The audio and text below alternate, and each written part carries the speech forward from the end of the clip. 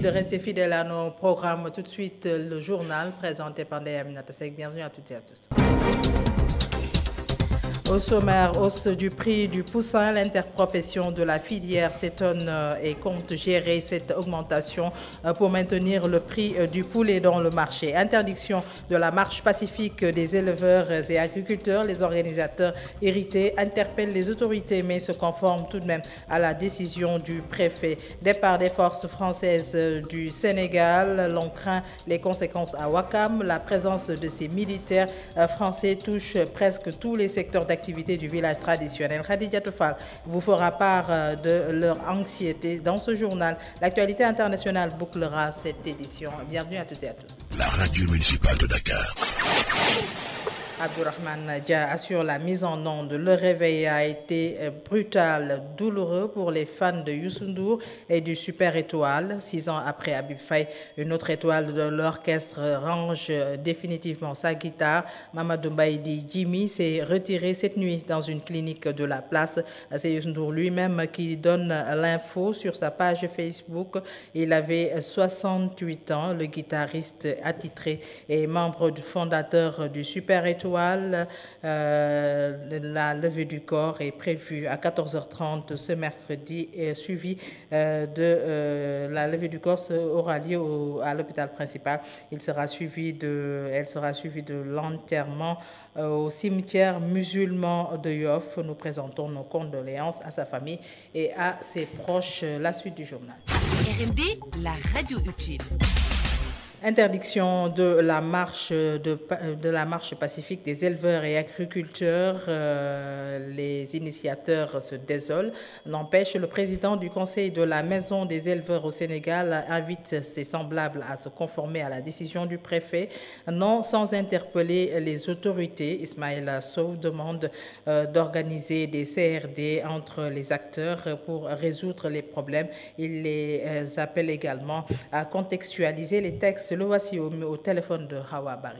Je demande à mes parents de conformer ce que l'autorité a dit. Le reste aussi que les éleveurs sont très étonnés actuellement parce que l'année passée 2024 et 2025, vraiment il y en a beaucoup de conflits, surtout les morts d'hommes entre les éleveurs et les agriculteurs. C'est la raison pour laquelle que les éleveurs vraiment souhaitaient quand même que l'État organise des rencontres portant des raisons, faire des CRD au niveau des raisons, les descendre au niveau des départements et des locales aussi comme arrondissement. Parce que ce qu'ils ont dit aussi c'est vrai, parce que parfois régler les conflits entre les éleveurs et les agriculteurs, que toutes les ans, c'est des textes qui sont vraiment archaïques et qui sont existés depuis de très longtemps, qui ne correspondent plus avec les réalités, mais aussi il y a des textes actuellement qu'on a qui est en cours comme loi d'orientation agro-silvopastorale et pastorale, mais qui ne sont pas encore finis. Même s'ils sont finis aussi, moi je pense que c'est important que l'État réfléchisse pour harmoniser tous les codes existants. Parce que si le code pastoral est dit ça, le code a dit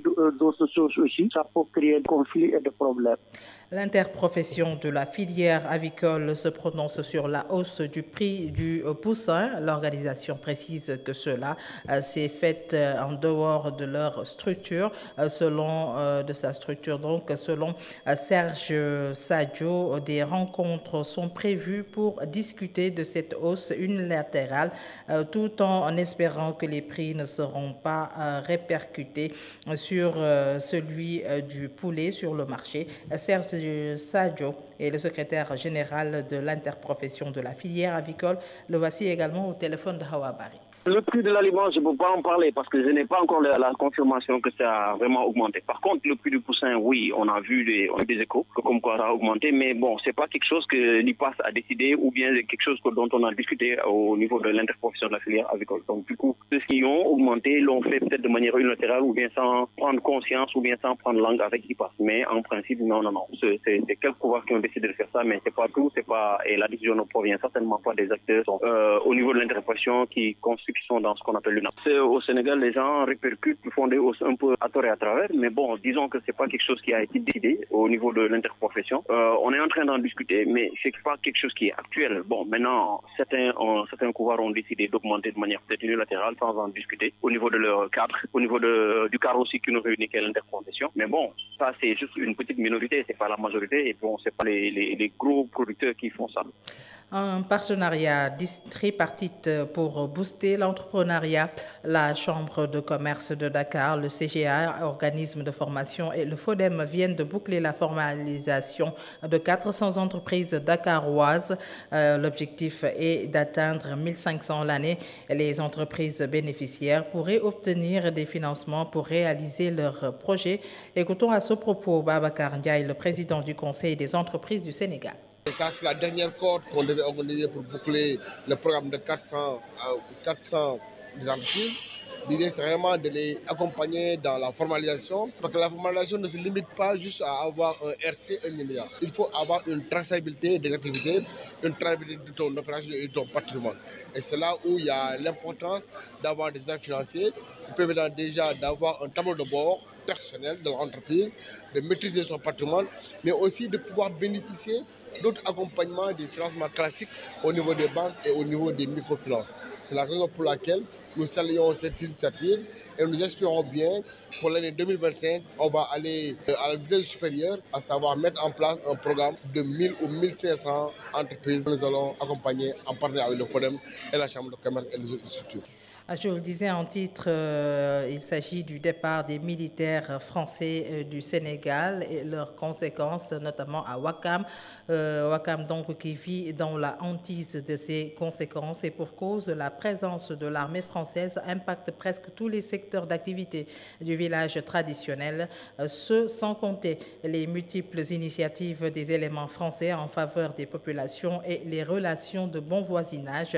Les plus inquiets sont les travailleurs qui vont donc tout droit vers le chômage. Un reportage de Khadija Tefal.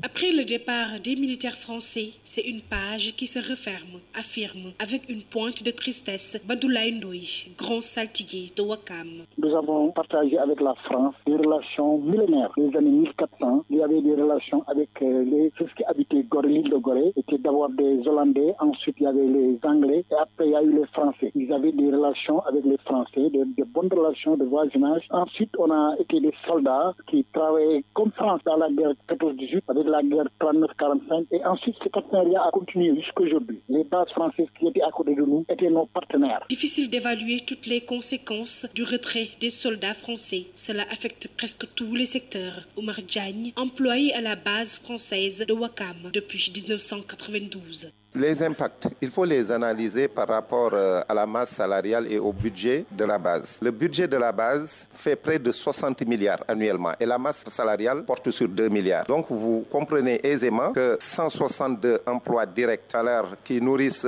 une famille de près de 10 personnes au Sénégal. Donc ils ont 2 femmes. Voilà. Alors c'est des milliers de personnes qui sont impactées. Il y a 60 entreprises permanentes qui sont sur la base. Pour tout cela, c'est des impacts énormes et négativement dans le PIB de notre pays. Il va y avoir aussi des déchirements au plan humain, car les éléments français entretenaient de bons rapports avec les habitants du village. On a toujours eu de bons rapports de convivialité, de fraternité. À Ouakam, quand il y avait des fêtes religieuses, ils venaient aussi communier avec nous, partager les moments de bonheur avec nous, comme aussi quand il y a des moments de douleur, les Français étaient toujours à nos côtés. Les travailleurs s'organisent pour défendre leurs intérêts. Une rencontre est prévue ce vendredi sous la houlette de la CNTS.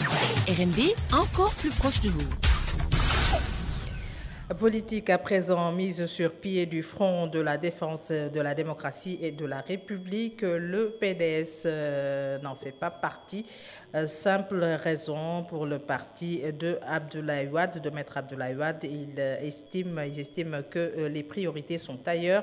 Ces dirigeants s'attellent à la réorganisation et à la massification de leur formation en vue des prochaines échéances électorales. Toutefois, le PDS n'exclut pas dans le futur d'intégrer ce nouveau cadre de l'opposition. Bachir Diawara est responsable au niveau de ce parti. Il était l'invité dans l'émission Loubès. C'était sur la RTND. Le PDS a des priorités fondamentales qui l'interpellent aujourd'hui, qui sont totalement en déphasage avec ce qui se passe au niveau du FDR. Il y a des priorités fondamentales qui l'interpellent en termes de réorganisation, en termes de massification, en termes de déploiement sur le terrain, parce que nous pensons aujourd'hui qu'il faut recentrer le débat sur l'organisation interne du parti pour faire face aux défis qui nous interpellent, les défis liés, n'est-ce pas, aux échéances électorales. Le PDS est dans la prospective. Il n'y a pas aujourd'hui une raison fondamentale qui puisse nous amener à participer à cette alliance de l'opposition. Nous n'avons pas en tout cas cette perception du moment. La question fondamentale qu'il importe de débattre dans un premier temps, aujourd'hui nous sommes beaucoup plus orientés, n'est-ce pas, dans l'organisation du parti, dans la mise en place en tout cas des structures verticales et horizontales, faire en sorte que nos cellules de base soient physiquement animées en tout cas par les militantes et militants. Après cela, nous aviserons. De toute façon, historiquement, le PDS a toujours joué un rôle de pacemaker dans le jeu politique, entraînant en tout cas beaucoup de formations politiques dans le cadre de coalitions ou bien d'alliances stratégiques à chaque fois que de besoin. Et le moment venu, Inch'Allah, on avisera. Mais le PDS ne sera pas un témoin inactif et torbute du jeu politique sénégalais. RMD Info, l'actualité internationale. L'actualité internationale. Au Mali, les enseignants-chercheurs sont en grève pour la 3e semaine de suite. Le mouvement qui a débuté le 27 janvier est très suivi dans la plupart des universités et grandes écoles du pays. Les enseignants-chercheurs maliens demandent l'application avec rappel de leurs primes de recherche promises depuis 2017 et jamais versées. Après une longue absence de réaction, des autorités de transition, le dialogue a enfin été engagé, mais les syndicats maintiennent la pression. En République démocratique du Congo, Pretoria a discrètement envoyé il y a une dizaine de jours du matériel militaire et certaines centaines d'hommes dans la ville de Lubumbashi, loin de la partie orientale où la guerre oppose les forces et leurs alliés contre le M23 soutenu par le Rwanda, où l'Afrique du Sud a perdu 14 soldats en janvier, des renforts qui viennent s'ajouter aux quelques 2700 soldats selon le décompte de l'agence Reuters déployés au sein de la MONUSCO. Projet de Trump à Gaza. La Ligue arabe réagit. Le secrétaire général de cette Ligue, Ahmed Aboul-Gheit, juge inacceptable pour le monde arabe de déplacer les Palestiniens de leur territoire. Il l'a fait savoir ce mercredi. Le rappel des titres, c'est tout de suite. Hausse du prix du poussin. L'interprofession de la filière s'étonne et compte gérer cette augmentation pour maintenir le prix du poulet dans le marché. Interdiction de la marche pacifique des éleveurs et agriculteurs. Les organisateurs irrités interpellent les autorités mais se conforment à la décision du préfet. Départ des forces françaises du Sénégal. L'on craint les conséquences à Ouakam. La présence de ces militaires français touche presque tous les secteurs d'activité du village traditionnel. Khadija Toufal vous a fait part de leur anxiété dans ce journal. L'actualité internationale vient de mettre un terme à ce journal présenté par Ndeye Aminata Seck avec l'appui technique d'Abdourahmane Dia. Merci à lui, merci également à vous de nous avoir suivis. Restez avec les programmes de la radio municipale de Dakar. À 13h30, Inch'Allah, Abdelhad Niang sera là pour la version Wolof. Le Grand Point Info. L'actualité sur 95.5 FM.